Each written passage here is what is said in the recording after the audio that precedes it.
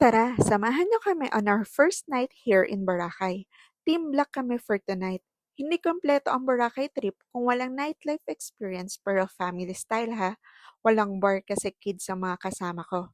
Gusto ko rin ma-experience nila Krisha at Kylie kung ano nga ba ang nightlife dito sa Boracay. Naghahanap kami kung saan pwedeng mag-dinner. Ang daming restaurants dito, may mga promos din sila. Pero dito kami napadpad sa V-Hop Food Festival. Habang kumakain kami, may live fire dancing pa. First time nila Krisha at Kylie na makapanood ng ganito. Ang gagaling nila, grabe. Ang ganda pa ng pwesto namin kasi harap mismo kami ng stage kung saan sila nag-fire dance. Sobrang saya ng experience namin.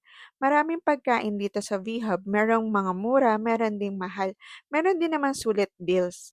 Malapit lang itong V-Hub sa tinutuluyan naming hotel kaya hindi nakakahasal maglakad ng malayo. After ng fire dancing, may mga banda na nag-perform, pwede ka rin makijump sa kanila. Dito sa V-Hub, meron na ring bilihan ng mga pasalubong, kaya namili na rin kami ng pasalubong. May mga keychain, ref magnet, wallet, and bag. Meron din mga food dito na pwede pang pasalubong like piyaya. Mabait yung nabilhan namin ng pasalubong, may discount na binigay sa amin at may pa-free pa para kay Kylie. Nag-enjoy sina Krisha at Kylie sa nightlife dito sa Boracay. Bagong experience para sa kanila.